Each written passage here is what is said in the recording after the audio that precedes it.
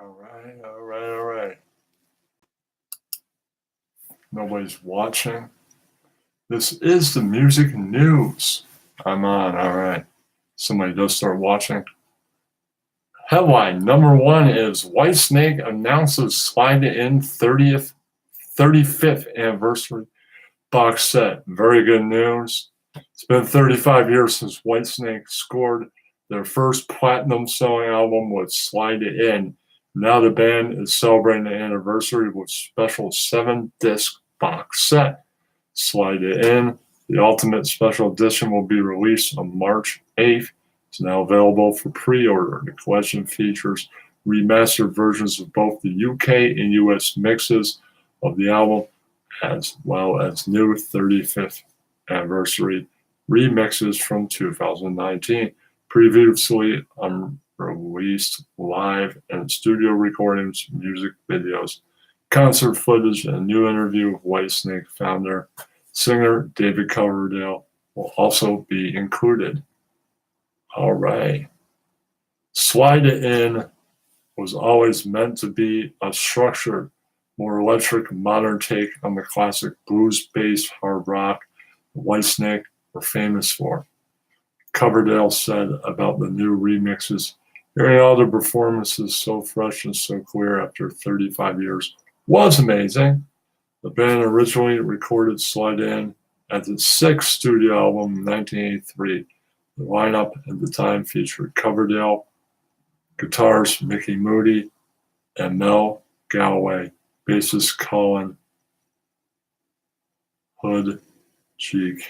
Kinson, and keyboardist John Ward. The album was released in 1984 in the UK, where it climbed into the top 10 soon after the band's lineup changed. Ward left the group to rejoin Deep Purple.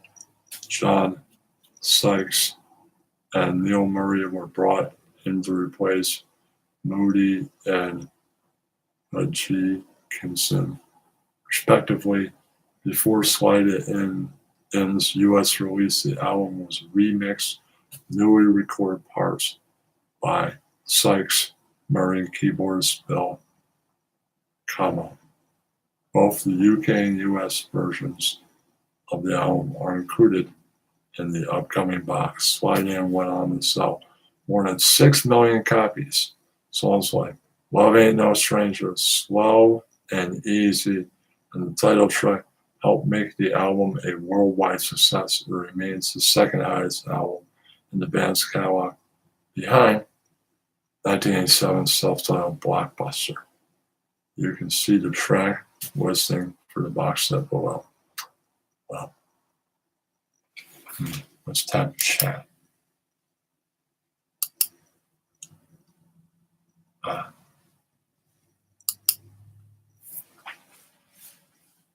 What's up, everybody?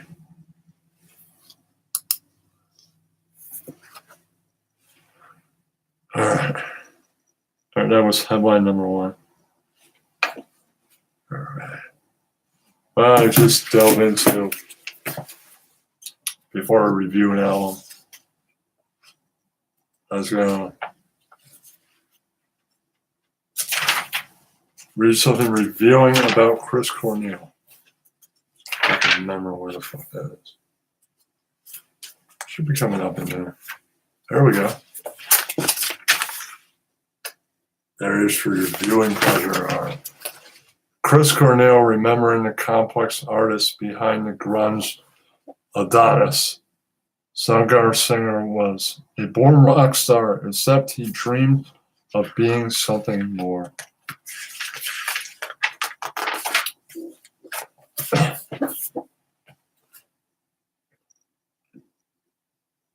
There were periods where people were quite critical of us, Chris Cornell recalled.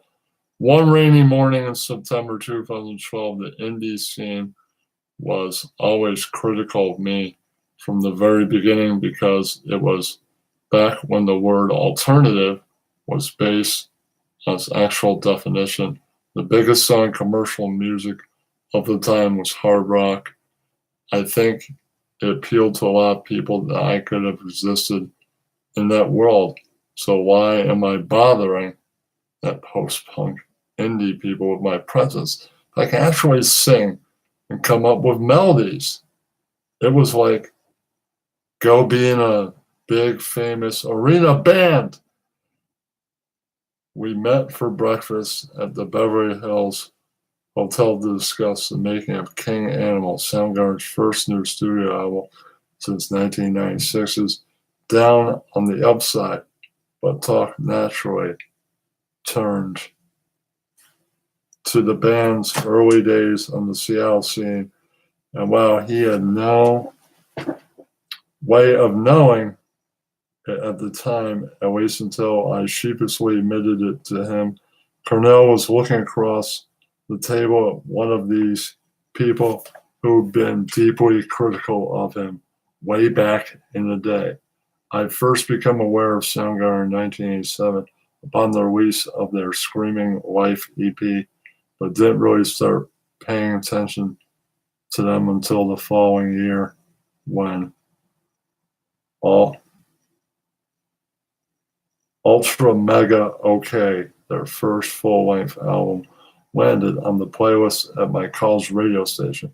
Like most of the DJs at the station, I was completely smitten with the vibrant, visceral sounds coming out of the Pacific North at the time.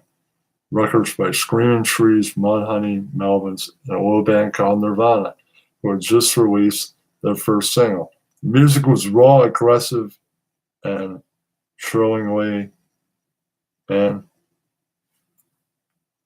anti-theatrical to the nurtured and overly polished product that was then passing for mainstream rock. But while Soundgarden was clearly part of the same scene and were obviously mining the same Stooges and Black Sabbath records for inspiration as their Seattle counterparts, there's something markedly different about them. Soundgarden's brand of heaviness was more musically complex than anything, then coming out of what would be soon dubbed the grunge movement. And they had a freak of nature named Chris Cornell on vocals, who sounded like Robert Plant jacked up on jet fuel and looked like a Greek god in cameo cutoffs.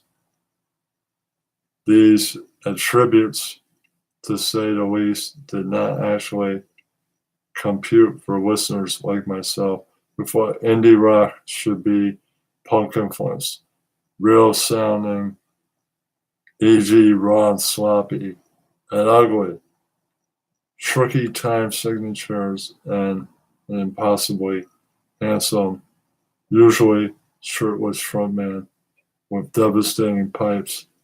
There was total rock star territory. There's nothing less cool in 1988 than someone trying to be a rock star. Who the hell did these guys think they were anyway? Like many Intel Soundgarden skeptics, I changed my tune after seeing them live in person.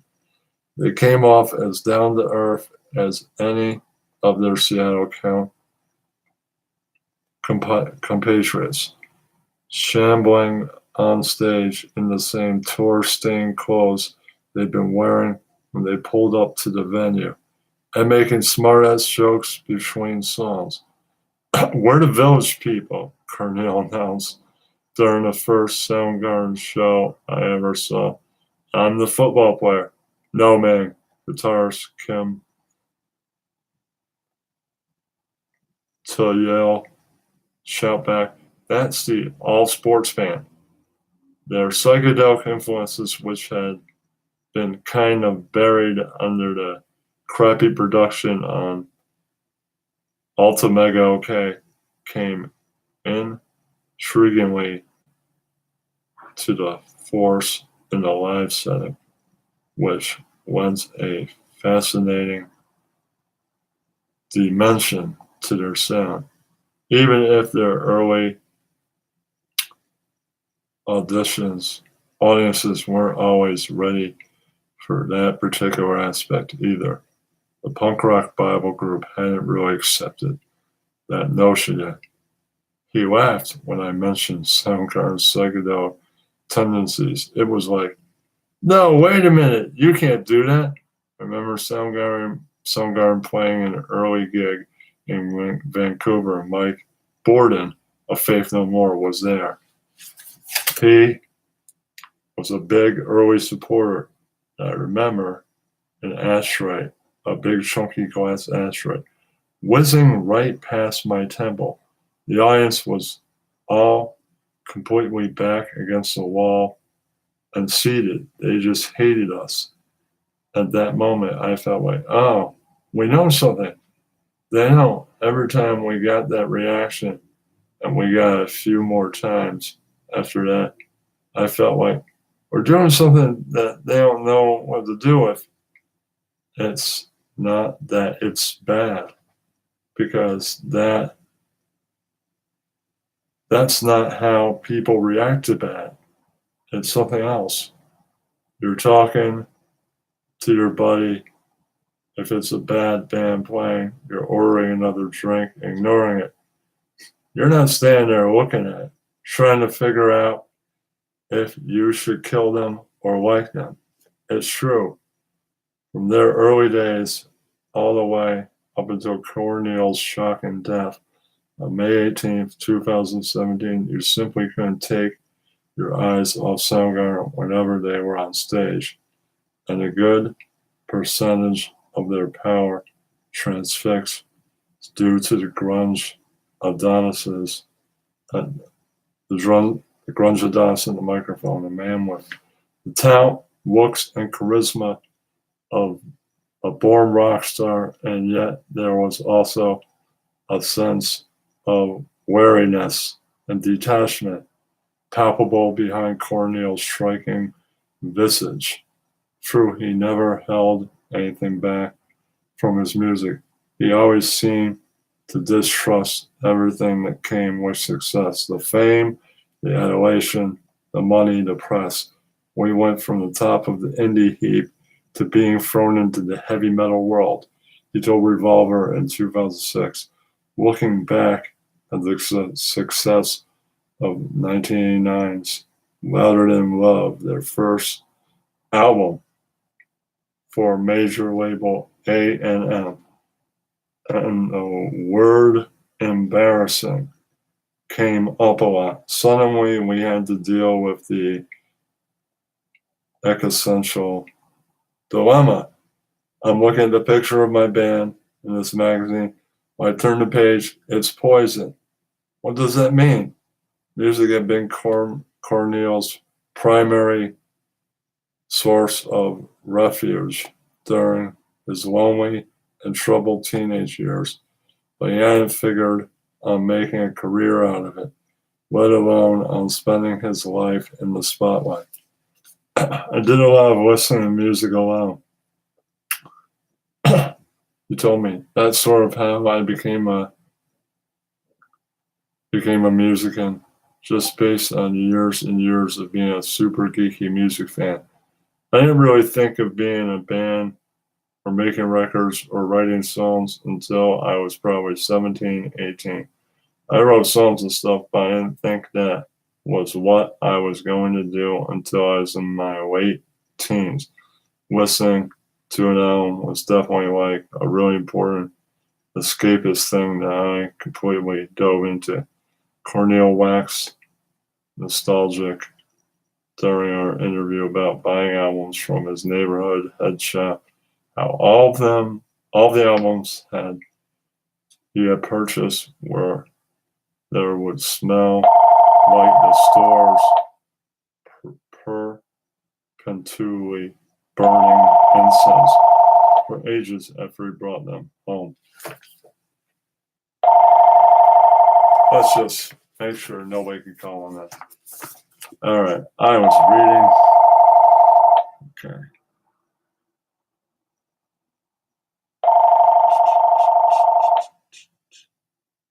All right. Burning incense. All right. Smell like the stars. Burning incense for ages. And he brought them home. something which only added to the mystique. His taste instantly ran to classic rock, Beatles, Pink Floyd, Led Zeppelin, but he was adventurous enough to buy albums by artists he never heard of, often based solely on their artwork. The first Bauhaus record I brought was a live record. Press the eject and give me the tape. He remembered Peter Murphy's hiding his face behind the cymbal, which is removed from the drum kit, which I liked. And he's singing. Something about that just spoke to me.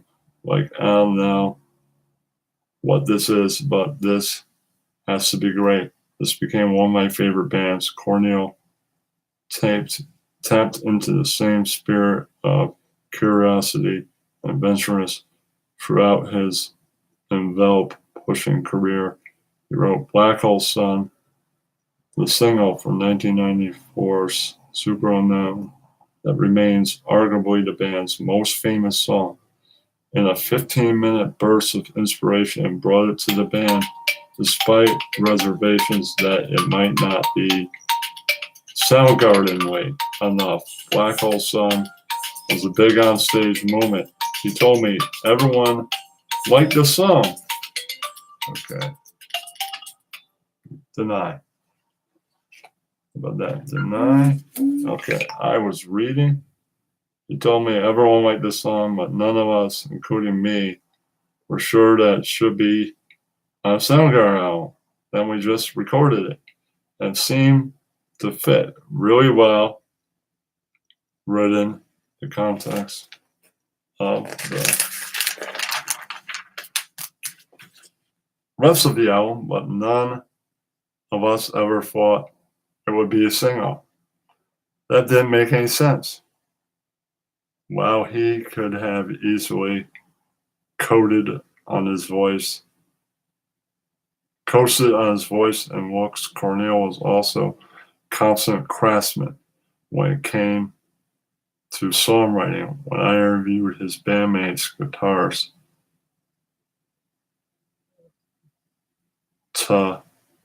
drummer Matt Cameron, and bassist Ben Shepherd, around the release of King Animal, all three of them raved about the creativity, musicianship of his demos for the album.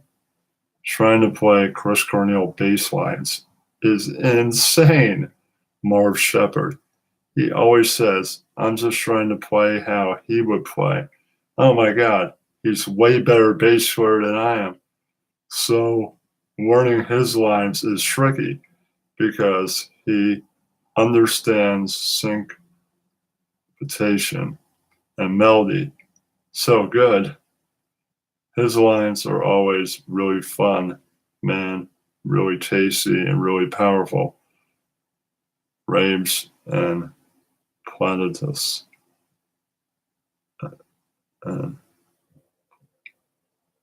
Didn't always follow Cornel's non-Soundgarden musical ventures.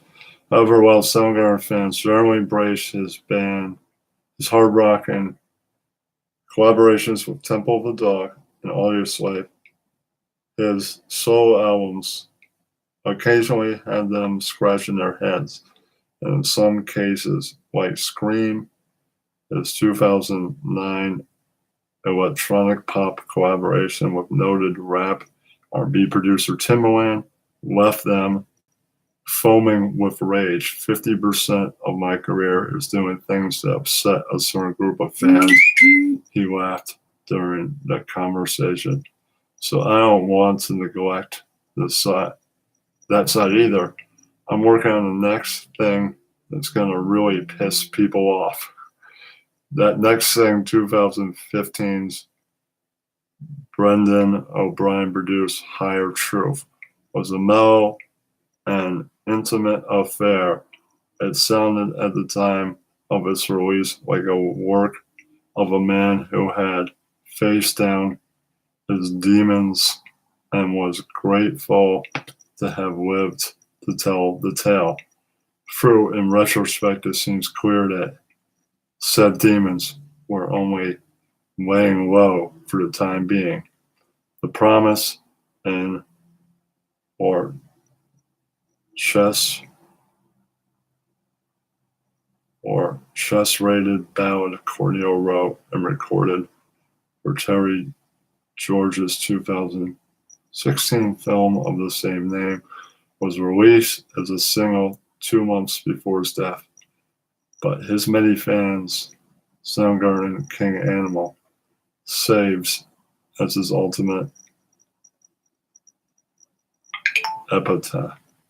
A final, shining, recorded example of what Cornelius described as the unmanageable, chaotic thing that magically occurred whenever he and his bandmates joined forces. I used to think about it a lot, he told me, even on our last tour of Australia before the band intently broke up in 1997.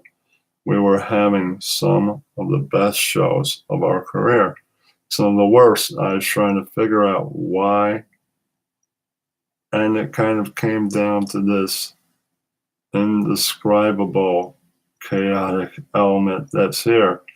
If there's too much of it, it's a disaster. If there's none of it, it's a disaster.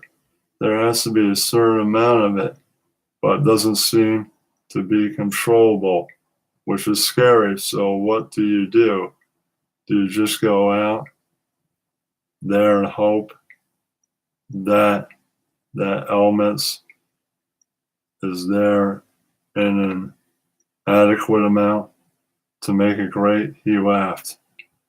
That came right back, and I had not heard that since we split up. Denied. Okay.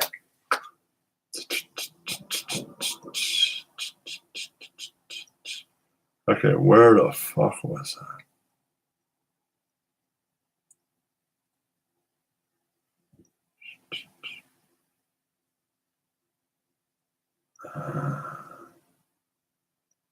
Since we split up. And I never had that experience with any other people. The indescribable chaotic element was certainly in full effect during the band's final show on May 17th, 2017. Perhaps it followed him back to the hotel that night where he died by suicide. Wow, we may never not know the full truth surrounding Cornel's unfortunate demise. There's no question that his impressive musical legacy will continue to excite, intrigue, and inspire. I think Soundgarden has always been a little too diverse to figure out easily. He told me, and that can be a problem, possibly now more than ever, because people digest things very quickly and then are distracted by the next thing. I think it's helped our longevity. I think it will help our longevity after we drop dead.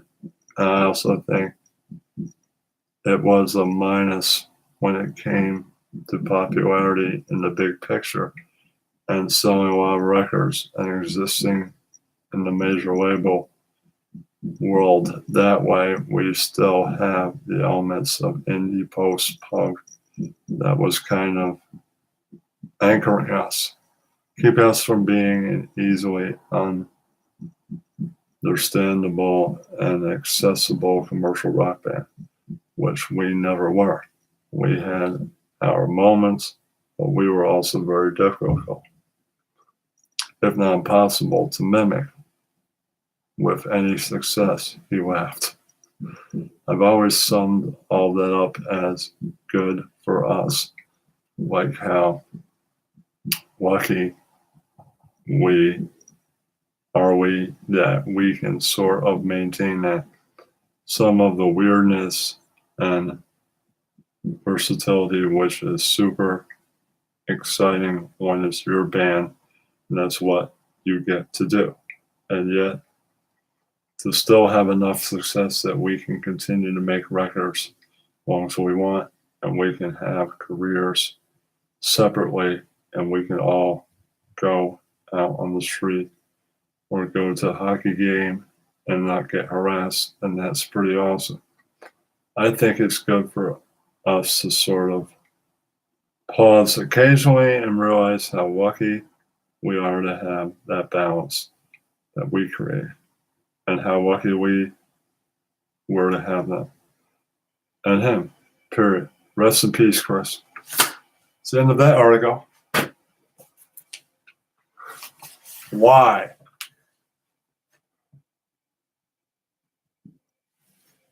Why should I answer my phone? What's up, Weaver? Ryan wants to call. Ryan won't have a choice in the cell phone. This is headlines. This is music news. This is not Colin's show.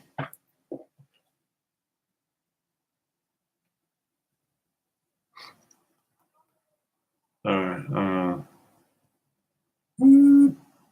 Do my so. I'm not answering the other phone either.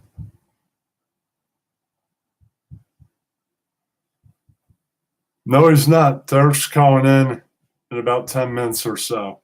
He's the only person I said that could call in. So I'm going to call him. And tell Ryan they could call in. I want for Ryan to do a show. I could call in and harass his ass when he doesn't even want to take a fucking phone call.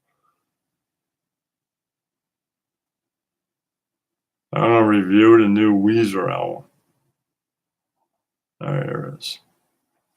And this new Weezer record is all covers. So they did Africa, that Toto song, and pretty good version. Reminds me of the early pop tune. Thanks, Shampa. Okay, and they also did Everybody Wants to Rule the World. Pretty good version. Original might be a little bit better. They did pretty damn good version of Sweet Dreams Are Made of Thee. Pretty good. They did Take on Me. I was impressed. Happy Together. Then they did Paranoid. They matched the version of Sabbath did. It's pretty good. They also did Mr. Blue Sky, No Scrubs, Billie Jean, and the great 50s ballad Stand By Me. They did good versions. Tip my hat to Weezer. I enjoyed the record. I listened to it earlier. That's a good cover album. This is terrible. Peace and love. Weaver, you don't like it. You know, you could wave. Nobody's telling you to be here, dude. This is music news. Why don't you do your own show? You got a channel, Dick.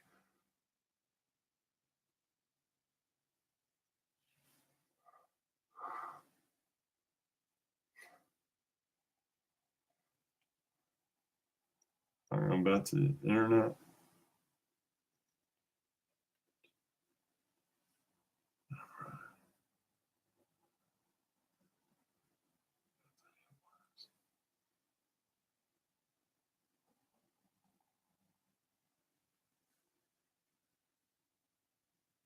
Metallica have introducing a heavy metal brew. Yeah. It's a heavy metal brew into night beer. Metallica's debuting its own brand of beer, and it's not surprising that brew will be packaged in metal cans. Heavy metal band announced Enter Night collaboration with Stone Brewing Company of Escondido, California.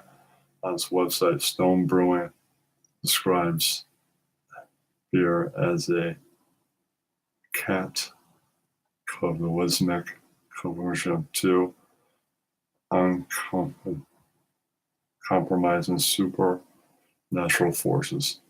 The beer also described as a happy Pilsner, played through a distortion pedal, appeared during the band's tour dates.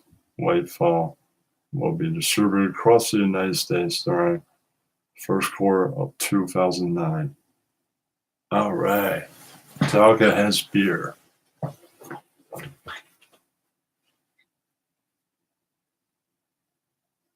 I turned the phone off, Dick. I'm reading all this off the iPod Touch. You can't call it. That's the freaking point.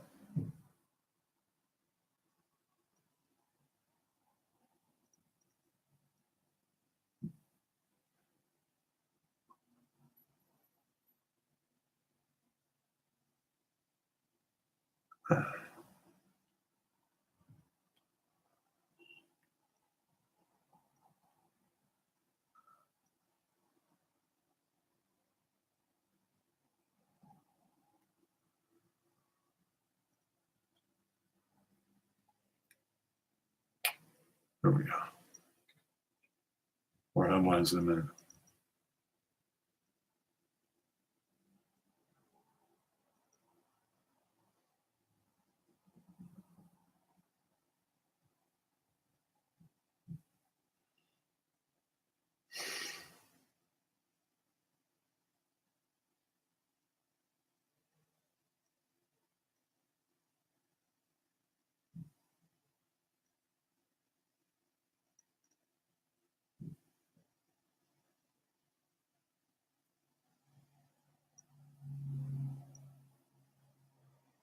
Go with that. Yeah. Now we got the Oscars coming up next month, so how about we go over rock stars that won Oscars? Okay. There's some defendant list here. Okay. All right, Bruce Springsteen. The Boss earned his Oscar Gold for the Shrines of the Streets of Philadelphia in 1993. All right. Elton John, he's won for Disney's The Lion King. Phil Collins won one. The Best Original Score Song in '99 for You'll Be in My Heart, the title of Shrek ran for the animated film Tarzan.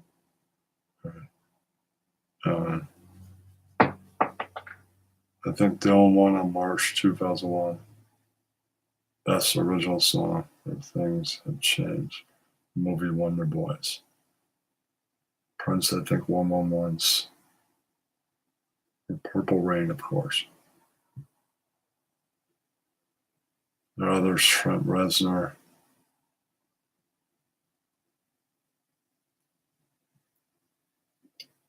He won one in '94.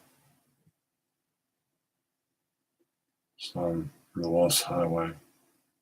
Oh, Natural Born Killers, The Lost Highway. All right. Let's go over all that. All right. I have no idea who I'm going to interview next.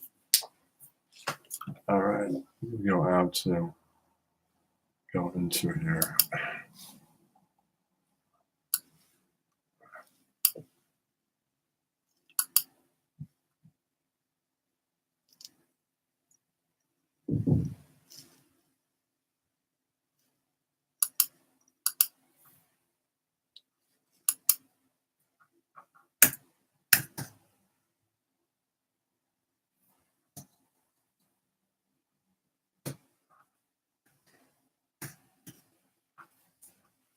Right.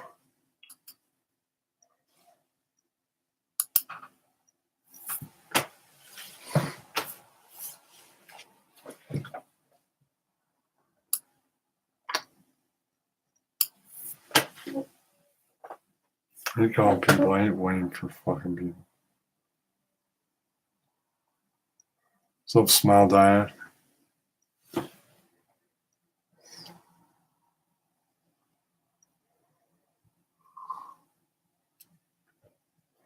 Of course he is, because Travis has nothing else to do.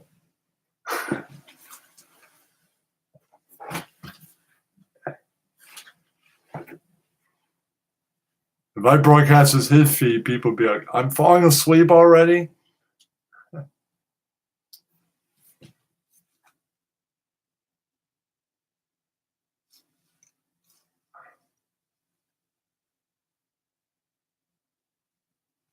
I've seen Don A. He's all right. Let me try that again.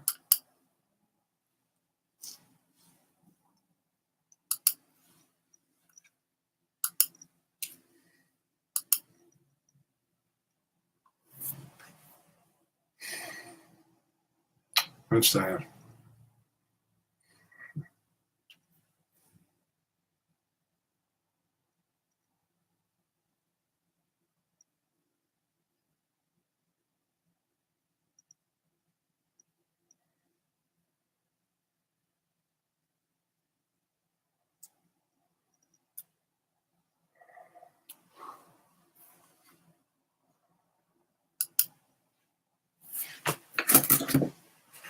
Turn this back on. Now, what's going on with my friend?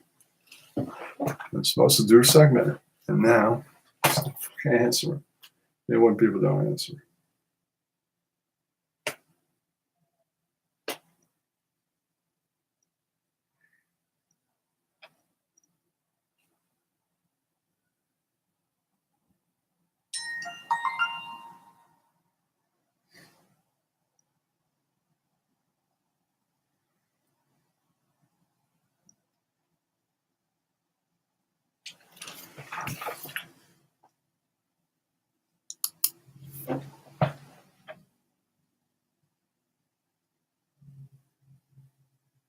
Rock's don't have anything to say. Wouldn't be able to answer my questions.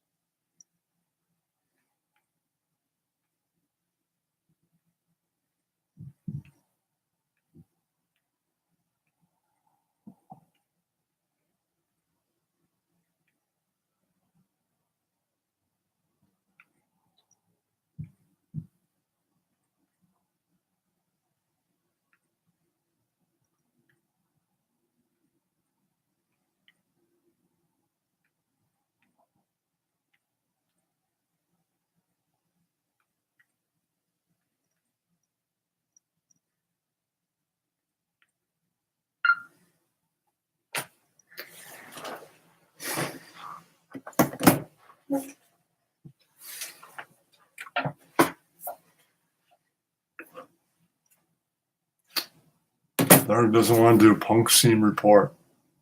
That so he doesn't have enough material. All right.